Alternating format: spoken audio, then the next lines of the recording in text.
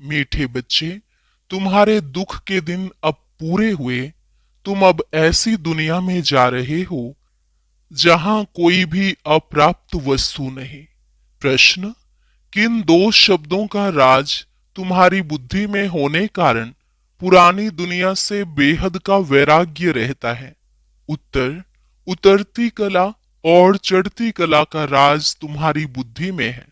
तुम जानते हो आधा कल्प हम उतरते आए, अभी है चढ़ने का समय। बाप आए हैं नर से नारायण बनाने की सत्य नॉलेज देने। हमारे लिए अब कलयुग पूरा हुआ, नई दुनिया में जाना है, इसलिए इससे बेहद का वैराग्य है। गीत: धीरज धर मनुआ, धीरज धर, तेरे सुख के दिन आए कि आए। ओम शांति। मीठे मीठे रूहानी बच्चों ने गीत सुना। रूहानी बाप बैठ समझाते हैं। यह एक ही पुरुषोत्तम संगम युग है, जबकि कल्प कल्प बाप आकर रूहानी बच्चों को पढ़ाते हैं, राजयोग सिखलाते हैं। बाप रूहानी बच्चों को कहते हैं मनुआ, अर्थात आत्मा। हे आत्मा, धीरज धरो। आत्माओं से बात करते हैं। इस शरीर का मालिक आत्मा है। आत्मा कहती है, मैं अविनाशी आत्मा हूं, यह मेरा शरीर विनाशी है। रूहानी बाप कहते हैं, मैं एक ही बार कल्प के संगम पर आकर तुम बच्चों को धीरज देता हूं कि अब सुख के दिन आते हैं। अभी तुम दुख धाम रौरव नरक में हो। सिर्फ तुम नहीं हो, परंतु सारी दुनिया रौरव नरक में है। तुम जो मेरे बच्चे बने हो, रौरव नरक से निकलकर स्वर्ग में चल रहे हो। सतयुग त्रेता द्वापर पास हो गया, कलयुग भी तुम्हारे लिए पास हो गया। तुम्हारे लिए यह पुरुषोत्तम संगम युग है, जबकि तुम तमो प्रधान से सतो प्रधान बनते हो। आत्मा जब सतो प्रधान बन जाएगी तो फिर यह शरीर भी छोड़ेगी। सतो प्रधान आत्मा को सतयुग में नया शरीर चाहिए, वहां सब कुछ नया होता है।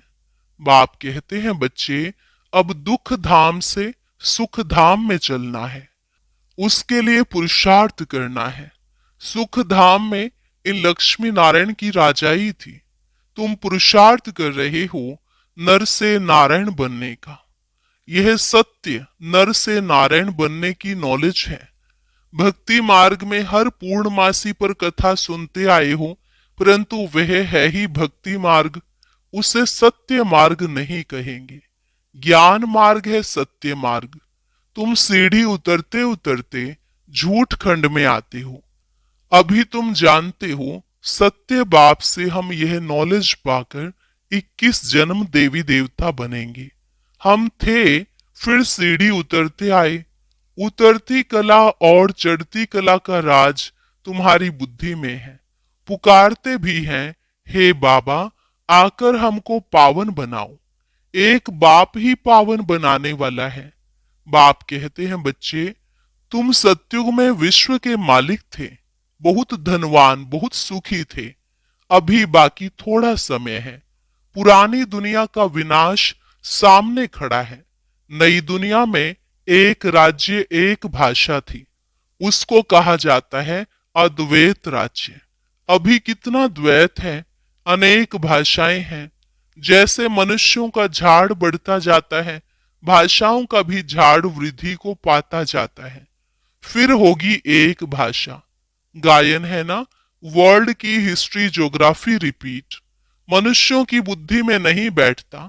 बाप ही दुख की पुरानी दुनिया को बदल सुख की नई दुनिया स्थापन करते हैं। लिखा हुआ है, प्रजापिता ब्रह्मा द्वारा डीटीजम की स्थापना। यह है राजयोग की पढ़ाई। यह ज्ञान जो गीता में लिखा हुआ है, बाप ने जो सम्मुख सुनाया, वह फिर मनुष्यों ने भक्ति मार्ग के लिए बैठ लिखा है, जिससे तुम उतरते आए हो। अभी भगवान तुमको पढ़ाते हैं ऊपर चढ़ने के लिए। भक्ति को कहा ही जाता है उतरती कला का मार्ग। ज्ञान है चढ़ती कला का मार्ग। यह समझाने में तुम डरो मत। भल ऐसे भी हैं जो इन बातों को न समझने कारण विरोध करेंगे, शास्त्रवाद करेंगे, परंतु तुमको कोई से शास्त्रवाद नहीं करना है। बोलो शास्त्र, वेद, उपनिषद व गंगा स्नान करना, तीर्थ आदि करना, यह सब भक्ति कांड है। भारत में रावण भी है बरोबर, जिसकी एफिजी जलाते हैं। वैसे तो दुश्मनों की एफिजी जलाते हैं अल्पकाल के लिए। यह इस एक रावण की ही एफिजी हर वर्ष जलाते हैं। बाप कहते हैं तुम गोल्डन एजिड बुद्धि से आयरन एजिड बुद्धि हो गए हो। तुम कितने सुखी थे। बाप आते ही है सुख धाम की स्थापना करने। फिर बाद में जब भक्ति मार्ग शुरू होता है तो दुखी बनते हैं। फिर सुखदाता को याद करते हैं, वह भी नाम मात्र, क्योंकि उनको जानते नहीं। गीता में नाम बदल दिया है। पहले पहले तुम यह समझाओ कि ऊंच ते ऊंच भगवान एक है। याद भी उनको करना चाहिए। एक को याद करना, उसको ही अव्यभिचारी याद, अव्यभिचारी ज्ञान कहा जाता है। तुम अभी ब्राह्मण बने हो तो भक्ति नहीं करते हो, तुमको ज्ञान है। बाप पढ़ाते हैं जिससे हम यह देवता बनते हैं। दैवी गुण भी धारण करने हैं। इसलिए बाबा कहते हैं अपना चार्ट रखो तो मालूम पड़ेगा हमारे में कोई आसुरी गुण तो नहीं है। देह अभिमान है पहला अवगुण, फिर दुश्मन है काम। काम पर जीत पाने से ही तुम जगत जीत बनेंगे। तुम्हारा उद्देश्य ही यह है। इन लक्ष्मी नारायण के राज्य में कोई अनेक धर्म थे नहीं। सतयुग में देवताओं का ही राज्य होता है। मनुष्य होते हैं कलयुग में। हैं भल वह भी मनुष्य, परंतु दैवी गुणों वाले हैं। इस समय सब मनुष्य हैं आसुरी गुणों वाले। सतयुग में काम महाशत्रु होता नहीं। बाप कहते हैं इस काम महाशत्रु पर जीत पाने से तुम जगत जीत बनेंगे। वहां रावण होता नहीं। यह भी मनुष्य समझ नहीं सकते। गोल्डन एज से उतरते उतरते तमो प्रधान बुद्धि बने हैं। अब फिर सतो प्रधान बनना है। उसके लिए एक ही दवाई मिलती है। बाप कहते हैं अपने को आत्मा समझ, बाप को याद करो तो जन्म जन्मांतर के पाप भस्म हो जाएंगे। तुम बैठे हो पापों को भस्म करने, तो फिर आगे पाप नहीं करना चाहिए, नहीं तो वह 100 गुना बन जाएगा। विकार में गए तो 100 गुना दंड पड़ जाएगा। फिर वह मुश्किल चढ़ सकते हैं। पहला नंबर दुश्मन है यह काम। 5 मंजिल से गिरेंगे तो हड्डगुड़ एकदम टूट जाएंगी, शायद मर भी जाए। ऊपर से गिरने से एकदम चकनाचूर हो जाते हैं। बाप से प्रतिज्ञा तोड़ काला मुंह किया तो गोया आसुरी दुनिया में चला गया, यहां से मर गया। उनको ब्राह्मण भी नहीं शूद्र कहा जाएगा। बाप कितना सहज समझाते हैं। पहले तो यह नशा रहना चाहिए। अगर समझो श्री कृष्ण भगवानुवाच भी हो, वह भी तो जरूर पढ़ा करके आप समान बनाएंगे ना। परंतु श्री कृष्ण तो भगवान हो न सके, वह तो पुनर्जन्म में आते हैं। बाप कहते हैं मैं ही पुनर्जन्म रहित हूँ। राधे कृष्ण, लक्ष्मी नारायण अथवा विष्णु एक ही बात है। विष्णु के 2 रूप लक्ष्मी नारायण, और लक्ष्मी नारायण का ही बचपन है राधे कृष्ण। ब्रह्मा का भी राज समझाया है। ब्रह्मा सरस्वती सो लक्ष्मी नारायण। अब ट्रांसफर होते हैं। पिछाड़ी का नाम इनका ब्रह्मा रखा है। बाकी यह ब्रह्मा तो देखो एकदम आयरन एज में खड़ा है। यही फिर तपस्या कर श्री कृष्ण व श्री नारायण बनते हैं। विष्णु कहने से उसमें दोनों आ जाते हैं। ब्रह्मा की बेटी सरस्वती। यह बातें कोई समझ ना सके। 4 भुजा ब्रह्मा को भी देते हैं, क्योंकि प्रवृत्ति मार्ग है ना। निवृत्ति मार्ग वाले यह ज्ञान दे नहीं सकते। बहुतों को बाहर से फंसा कर ले आते हैं कि चलो हम प्राचीन राजयोग सिखलाएं। अब सन्यासी राजयोग सिखला न सके। अब ईश्वर आए हैं, तुम अब उनके बच्चे ईश्वरीय संप्रदाय बने हो। ईश्वर आए हैं तुमको पढ़ाने, तुमको राजयोग सिखला रहे हैं। वह तो है निराकार, ब्रह्मा द्वारा तुमको अपना बनाया है। बाबा बाबा तुम उनको कहते हो। ब्रह्मा तो बीच में इंटरप्रेटर है, भाग्यशाली रथ है। इस द्वारा बाबा तुमको पढ़ाते हैं। तुम भी पतित से पावन बनते हो। बाप पढ़ाते हैं मनुष्य से देवता बनाने। अभी तो रावण राज्य है, आसुरी संप्रदाय है ना। अभी तुम ईश्वरीय संप्रदाय बने हो, फिर दैवी संप्रदाय बनेंगे। अभी तुम पुरुषोत्तम संगम युग पर हो, पावन बन रहे हो। सन्यासी लोग तो घर बार छोड़ जाते हैं। यहाँ बाप तो कहते हैं भले स्त्री पुरुष घर में इकट्ठे रहो। ऐसे मत समझो स्त्री नागिन है, इसलिए हम अलग हो जाएं तो छूट जाएंगे। तुमको भागना नहीं है, वह हद का सन्यास है जो भागते हैं।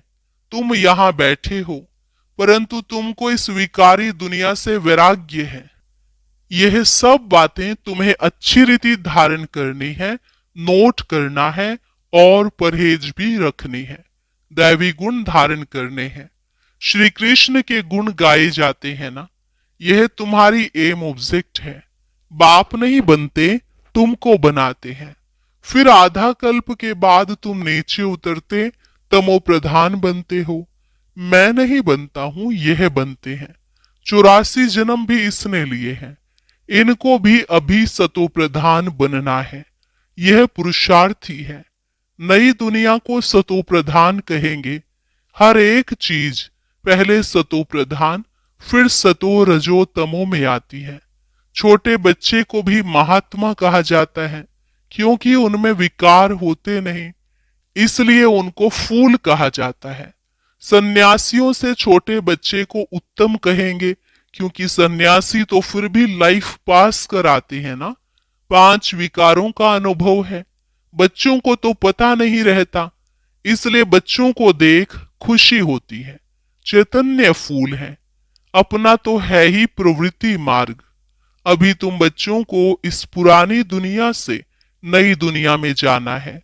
अमर लोक में चलने के लिए तुम सब पुरुषार्थ करते हो। मृत्यु लोक से ट्रांसफर होते हो।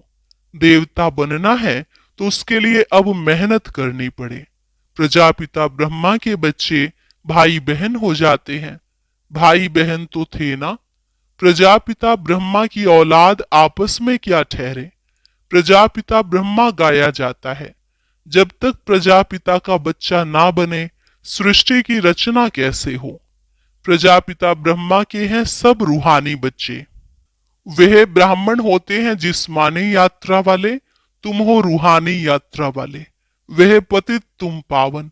वह कोई प्रजापिता की संतान नहीं है, यह तुम समझते हो। भाई बहनें जब समझे तब विकार में ना जाए। बाप भी कहते हैं खबरदार रहना, हमारा बच्चा बनकर कोई क्रिमिनल काम नहीं करना, नहीं तो पत्थर बुद्धि बन जाएंगे। इंद्र सभा की कहानी भी है। शूद्र को ले आई तो इंद्र सभा में उनकी बदबू आने लगी, तो बोला पतित को यहां क्यों लाया है। फिर उनको श्राप दे दिया। वास्तव में इस सभा में भी कोई पतित आ नहीं सकते। भल बाप को मालूम पड़े व ना पड़े, यह तो अपना ही नुकसान करते हैं और ही 100 गुना दंड पड़ जाता है। पतित को अलाउ नहीं है। उन्हों के लिए विजिटिंग रूम ठीक है। जब पावन बनने की गारंटी करे, दैवी गुण धारण करे, तब अलाउ हो। दैवी गुण धारण करने में टाइम लगता है। पावन बनने की एक ही प्रतिज्ञा है। यह भी समझाया है देवताओं की और परमात्मा की महिमा अलग अलग है।